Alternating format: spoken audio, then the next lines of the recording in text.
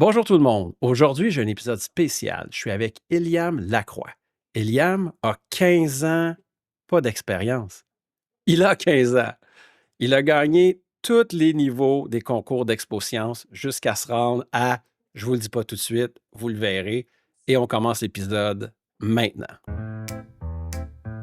C'est l'heure d'ouvrir grand les esprits dans ce jeu d'idées où tout s'allie. Les mots s'envolent en un tourbillon.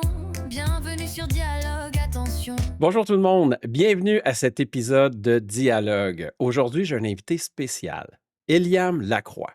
J'aimerais bien vous dire qu'Eliam a 15 ans d'expérience en intelligence artificielle, mais Eliam a 15 ans.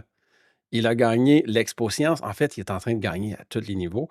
Puis on va parler de son projet qu'il a fait pour aider l'aide aux devoirs en utilisant l'intelligence artificielle. On commence maintenant. Eliam, bienvenue sur Dialogue. Bonjour.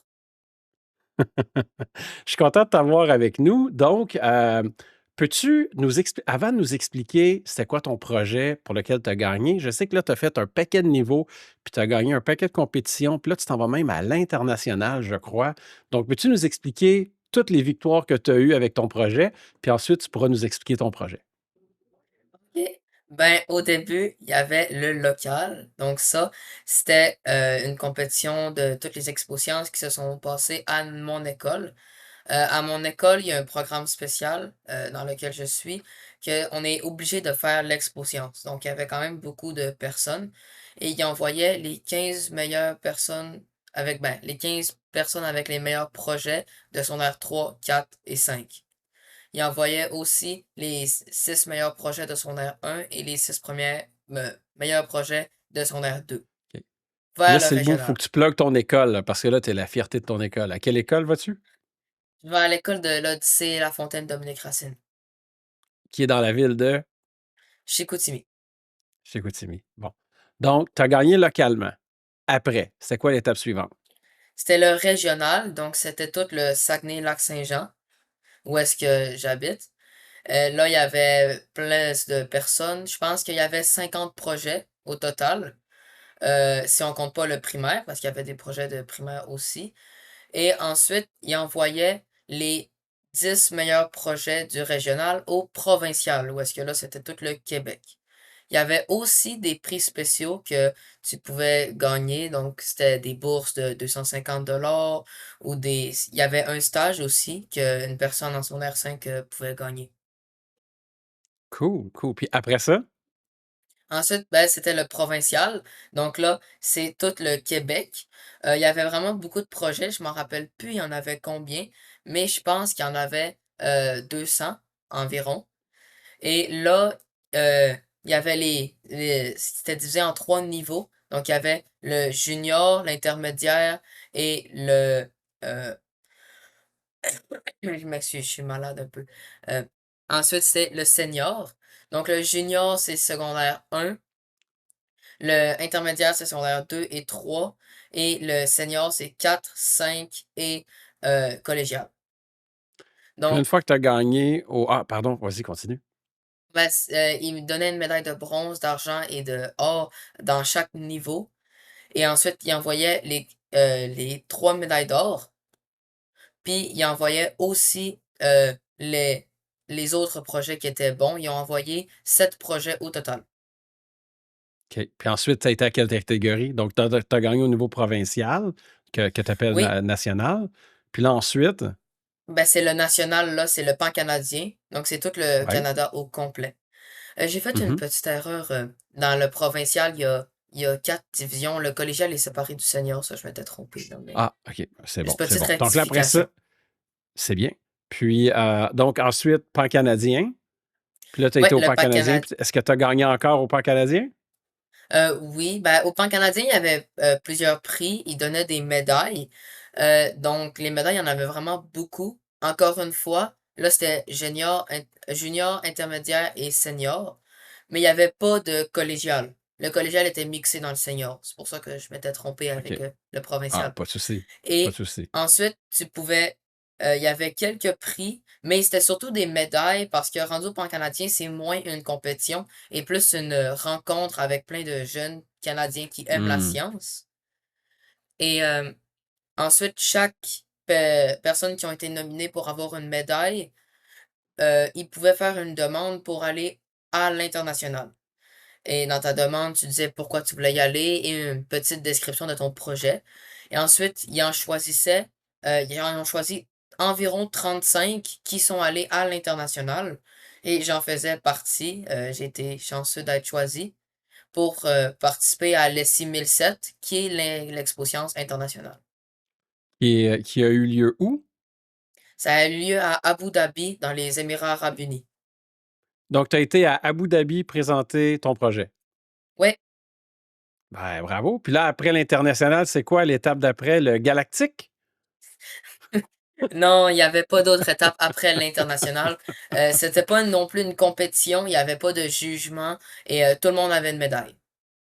Bon, bon. Écoute, je suis vraiment, vraiment fier de toi. Puis je suis sûr que tous les gens qui écoutent le podcast, puis j'ai quand même un bel auditoire là, de gens qui travaillent en intelligence artificielle, ils sont tous contents de voir un jeune talent comme ça qui brille. Puis l'expérience à Abu Dhabi, je suis sûr que c'était merveilleux. Qu'est-ce que tu as aimé d'Abu Dhabi?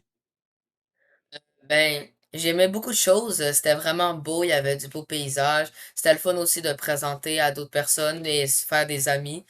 Puis d'en apprendre plus sur les projets des autres personnes du Canada aussi. Bon, super. Là, maintenant, tout le monde veut savoir, mais qu'est-ce que tu as fait pour gagner partout comme ça? Donc, parle-nous de ton projet. Ben, mon projet, c'est que j'ai pris la base de données de AlloProf et j'ai fine-tuné ChatGPT avec la base de données que AlloProf m'a prêtée. Il y a eu plusieurs étapes. Les plus grandes étapes, c'était de analyser la base de données parce qu'elle était encryptée en JSON. euh, et il a fallu que je la décode pour la transformer Mais, en format question-réponse en texte. Et ensuite, ben, c'est ça que j'ai donné à ChatGPT pour le fine-tuner. Et OK. Puis quand tu dis qu'il j'ai était aussi encrypté en JSON, quand tu dis qu'il était encrypté en JSON, dans le fond, ce que tu veux dire, c'est que les informations étaient encodé, là, structurées je en veux. JSON. C'est Ouais, ça, ouais, c'est ouais, en ouais, ouais. JSON. C'est bon, c'est bon. Parfait. Parce que si tu Et avais donné ensuite, une base de données encryptée, si tu avais donné une base de données encryptée, ça aurait été un peu chien, là. Tu sais, c'est comme, là, une base de ouais, données non, encryptée, on ne te donne pas la clé. Ça aurait été plus compliqué. c'est sûr. C'est bon. Puis OpenAI n'était pas capable de lire des données structurées en JSON. Je suis surpris de ça parce que parfois, on va vouloir primer un agent en JSON, puis ça l'aide le modèle à bien travailler, non? Ben, c'est vrai ça, mais quand que je suis allé pour fine-tuner ChatGPT, il voulait tu sais, m'avait donné un exemple de format. Donc, il voulait le format, c'était, c'est comme ta rédactique en avant. Ensuite, c'est la question que tu poses au modèle. Puis ensuite, c'est la réponse que le modèle te donnerait en fonction de cette OK. question-là. OK. Donc, Fait que dans le après fond, tu as avoir... fait, fait que dans le fond, tu fait du RAG sur leur base de données en montant des documents de ce qu'ils t'avaient donné en JSON. Ouais, C'est très cool. Vas-y, continue. En passant, il y a un petit lag dans la connexion. Fait que quand je te coupe la parole, c'est pas volontaire, Eliam. Puis je m'en excuse pour toutes les autres fois que je vais le faire. non, mais c'est correct, ça me dérange vraiment pas. Donc, Donc, puis quand tu as structuré la base de données de JSON à l'autre format, dans le fond, tu t'es écrit des scripts. Comment tu l'as fait? oui, c'est ça, j'ai écrit un script en Python pour décoder la base de données, puis me sortir les informations que je voulais. Donc, au début, j'ai fait le code qui me sortait, il y avait combien de types de matières différentes, il y avait combien de pages par matière. Parce que au début, je voulais pas aller trop gros pour pas overloader le modèle, puis qu'il y ait trop de données, puis que là, ça fonctionne pas. Donc, je voulais y aller une matière à la fois. Et j'ai commencé par quoi de mieux que le français, parce que ChatGPT, ça a été écrit aux États-Unis. Donc, je me suis dit que peut-être qu'il y aurait plus de difficultés avec le français que AlloProf. Donc, c'est pour ça que j'ai choisi français comme matière de base. Et là, je suis allé chercher les informations dans le français.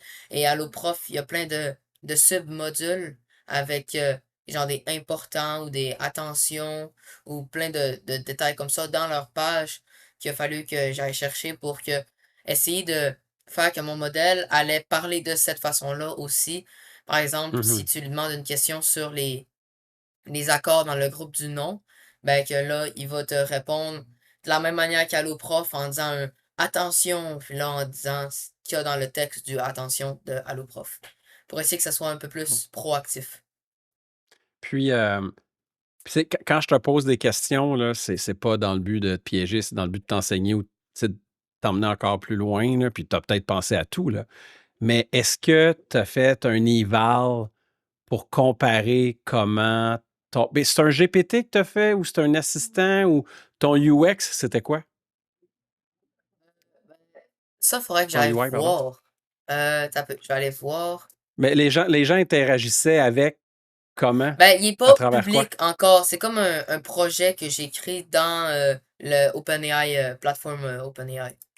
OK, dans la plateforme d'OpenAI. OK, donc dans le fond, c'est fort probablement un assistant que tu as monté, Oui, j'imagine. je pense. Ben, quand tu t'en vas dans plateforme OpenAI, j'ai ouvert mon projet et Hey, t'as-tu quand envie que qu'on je m'en partage vais, ton écran puis qu'on le monte? T'as envie qu'on partage ton écran, qu'on le monte aux gens? Parce qu'il va y avoir ben, plein de on gens qui ont peut, jamais oui. qui ont jamais vu la plateforme de l'API d'OpenAI. Attends un peu, je vais faire ça maintenant. Euh, je cherche ma page. Puis, pendant que tu cherches, je vais expliquer aux gens c'est quoi un assistant. Donc, un assistant, c'est une plateforme. Puis, en passant, les assistants vont être deprecated à la fin de l'été. Donc, ça va être une technologie qu'on va devoir changer.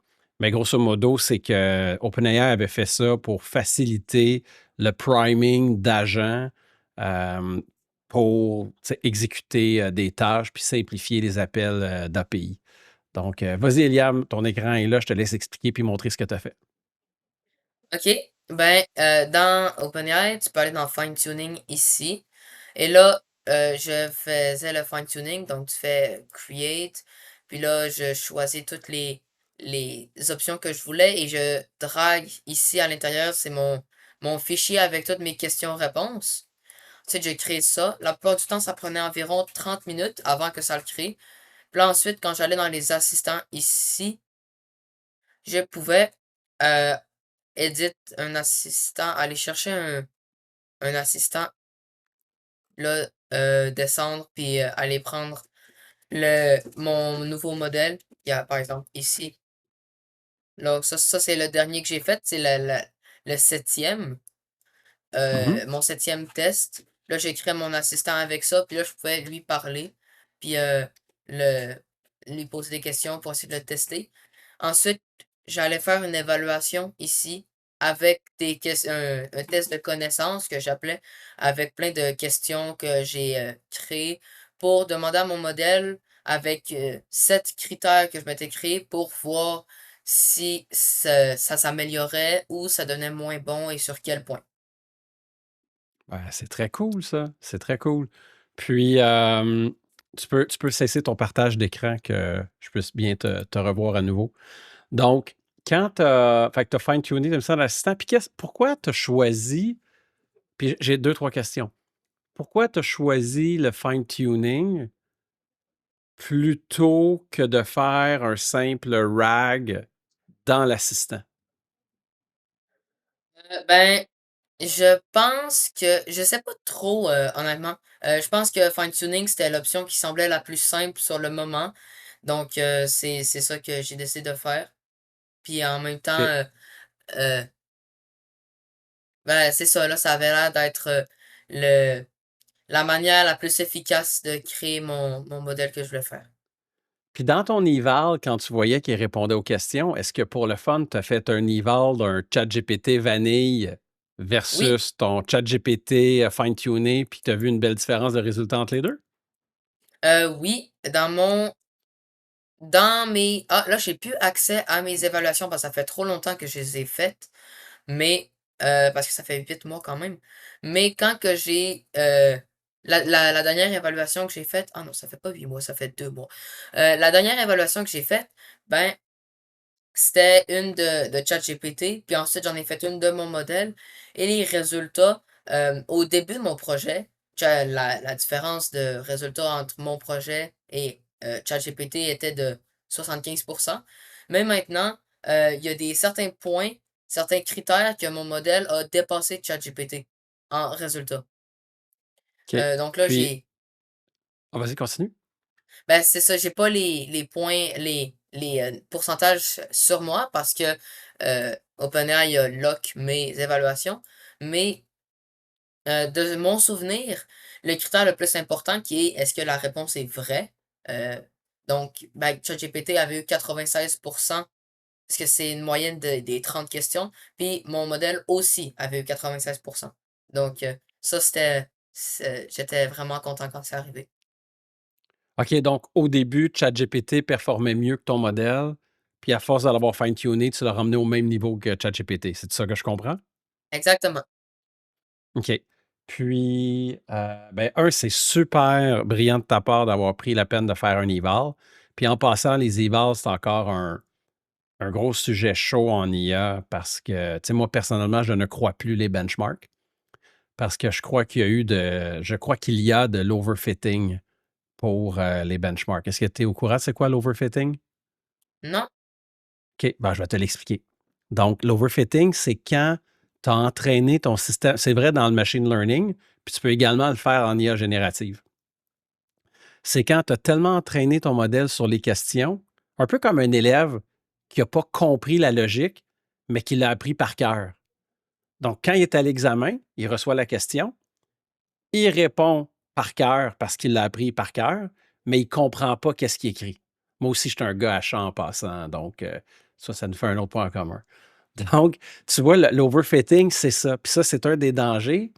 C'est un des défis qu'on a en IA, c'est de savoir est-ce que mon modèle comprend ou il fait juste me restituer de la matière, tu sais. Donc, moi, pour les evals, pourquoi c'est un sujet chaud, les evals? Parce que c'est rendu dur de croire certains benchmarks. Il y en a encore, d'après moi, qui ne sont pas trichables. Mais ce qu'on veut voir, c'est est-ce qu'il est vraiment capable de comprendre quand il est devant un nouveau problème? Puis, tu sais, comme on a vu aux Olympiades de mathématiques, tu as dû voir ça cet été, là, quand les modèles ont gagné les Olympiades de mathématiques, c'était des nouveaux problèmes. Donc, on voyait qu'ils étaient capables, tu sais, de, entre gros guillemets, raisonner. Donc, ben écoute, c'est super cool. Y a-tu d'autres choses que tu veux nous dire par rapport à comment tu as monté ton projet?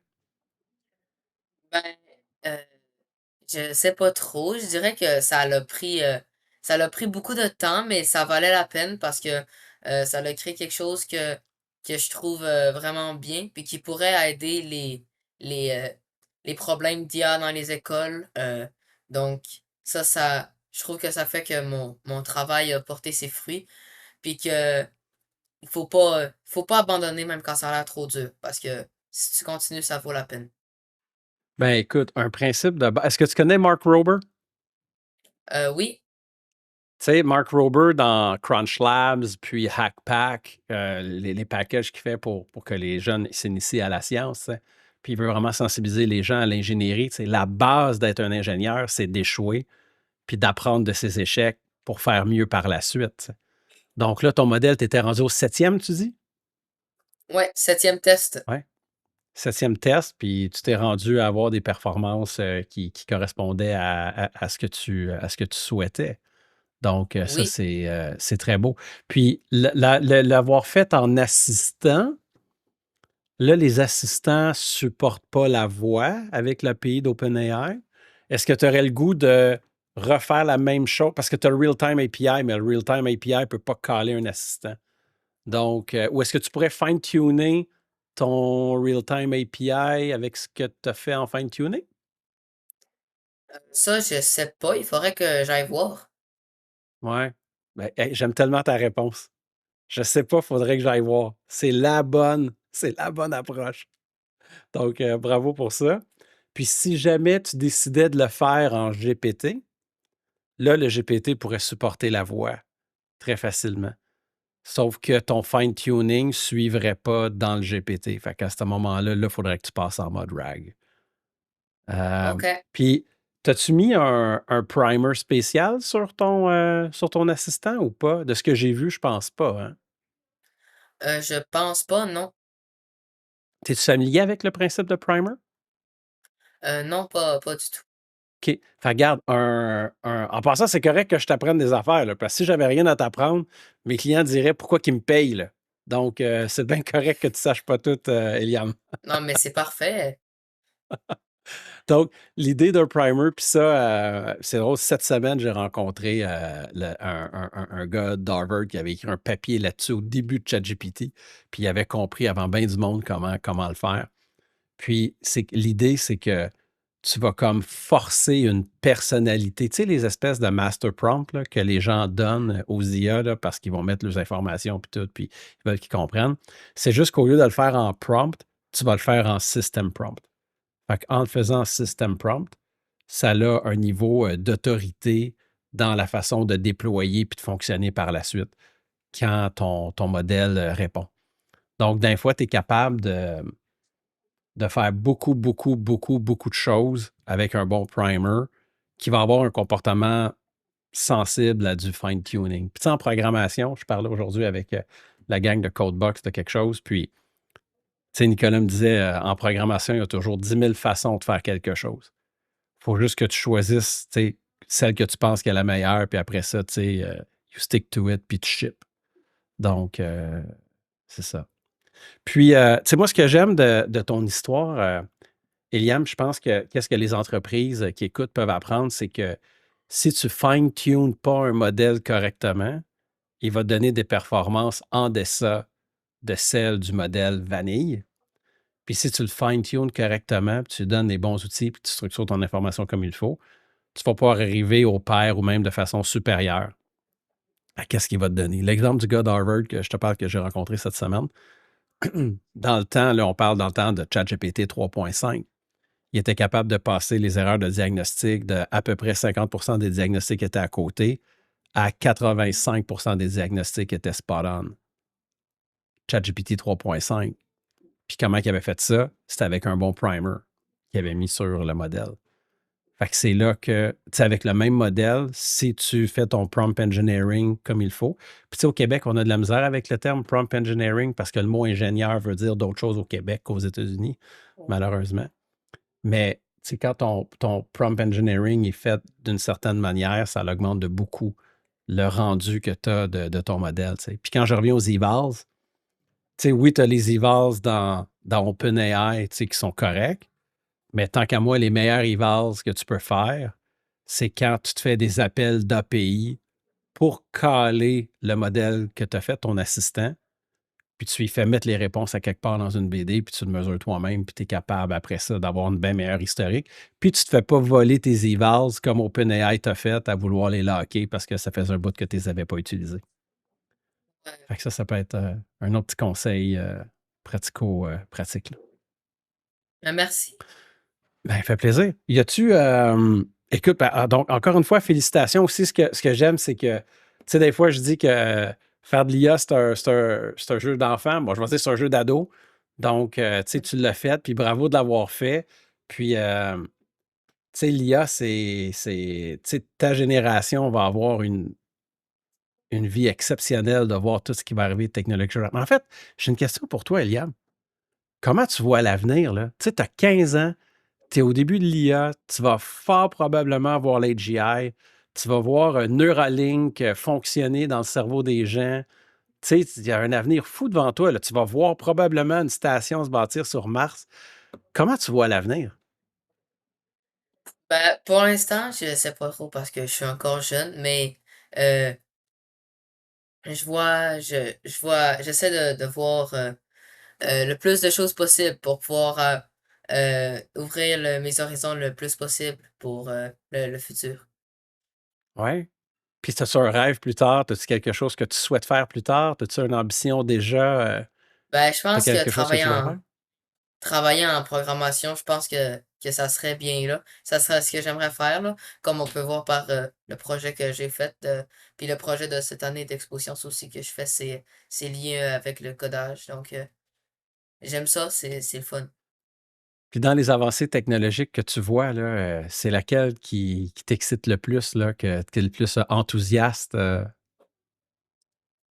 Ah, ça, c'est une bonne question, ça. Je sais pas, là. Je pense que c'est vrai que, comme vous avez dit, créer une base sur Mars, ça serait vraiment cool. Ça, c'est sûr. Ça permettrait d'avoir plein de nouvelles informations puis de découvrir plein de nouvelles choses. Ah, c'est la première étape. C'est une étape, pas la première étape, mais c'est une des étapes importantes à la conquête spatiale. Mais moi, je pense qu'on va le voir, Eliam, parce que, tu sais, toutes les autos électriques, là, c'est pas des combustion engines, là. Fait que t'as pas besoin d'oxygène pour faire ton explosion dans ton moteur, là. T'as juste besoin d'ions qui se promènent, puis ton véhicule peut se promener. Fait que si tu prends exemple les ordinateurs, là, les Optimus, les robots, les robots humanoïdes d'Optimus ou Figure One, peu importe, puis que tu es fou dans des autos électriques, puis que tu envoies ça sur Mars, ils ont toute l'autonomie nécessaire pour bâtir, là. On ne va pas envoyer des gens avec leur carte de construction du Québec bâtir quelque chose sur Mars, là. Donc, moi, je pense qu'on va le voir, puis ça va être des gars techniques comme toi qui décident d'apprendre, puis que quand ils ne savent pas quelque chose, ils disent, ben c'est quoi, je vais aller voir. Puis c'est cette curiosité-là qui va bâtir l'avenir, là. C'est le refus du statu quo, là. Puis c'est beau de voir ça. Puis, tu sais, moi, je pense à toutes les organisations qui ont peur de l'IA. Ben, tu sais, toi, tu as décidé d'aller voir. Puis d'aller voir, ça a une force hallucinante. Pas prendre aucune réponse pour du cash ou intuition ou croyance préconçue, puis dire je vais aller voir. Puis ça, là, si tu gardes ça toute ta vie, Eliam, là, ça va être ton super power. Puis il n'y a pas de limite à ce que tu vas pouvoir faire. Moi, le monde me paye juste parce que je fais constamment qu'est-ce que toi t'as fait. Allez voir. Ben, merci pour Parce les que, conseils. hey, fait plaisir, Eliam. T'as-tu des questions pour moi? Moi, je suis super content d'avoir jasé avec toi. Pour vrai, t'as fait ma journée. Puis, t'as-tu des questions pour moi? Des trucs techniques que tu as envie de savoir, que tu as envie de jaser? Je peux-tu t'aider à quoi que ce soit? Ben, je pense que vous m'avez déjà tout dit. C'était c'est vraiment intéressant. Bon, ben écoute, merci beaucoup d'avoir pris le temps de discuter avec toi. En passant, je vais parler de toi aussi à Cube Télé, Cube Radio. C'est une belle rencontre, une belle découverte que j'ai fait. Puis là, vu que tu es ado, je ne vais pas dire où on peut aller pour te suivre sur les médias sociaux ou quoi que ce soit, là. Ou ton père m'enverra un courriel s'il veut, s'il y a des liens quelconques que je peux mettre là, pour appuyer. Puis, je te souhaite aussi, tu vas avoir un beau stage, ou pas un stage, mais je ne sais pas comment ils appellent ça, un genre d'internship chez Alloprof. Donc, va là-bas, amuse-toi bien. Et puis, n'importe quoi que tu as n'importe quand que tu as des questions techniques, là, dis-toi que tu as un nouvel ami en IA, Liam. Ben, merci. Ciao. Bye.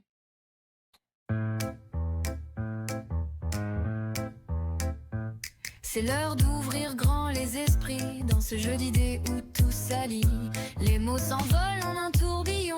Bienvenue sur Dialogue, attention. Tout devient clair quand les têtes s'allument dans un clash d'idées qui se rassemblent et se résument. Dialogue avec éclat dans chaque échange. L'écran brille, chaque mot dérange. Prêt à plonger dans des questions folles. Les réponses jaillissent sans protocole. Les débats s'enchaînent sans fin ni pause. Quand la pensée explose, c'est grandiose. Tout devient clair quand les têtes s'allument dans un clash d'idées qui se rassemblent et se résument. Dialogue avec éclat dans chaque échange. L'écran brille, chaque mot dérange. Là où les cerveaux se rencontrent, les frontières des idées s'effondrent. Un univers où chacun s'explique, c'est l'énergie des années électriques. Tout devient clair quand les têtes s'allument dans un clash d'idées qui se rassemblent et se résument. Dialogue toujours plus loin, on explore avec nos esprits. En effet, on t'effort.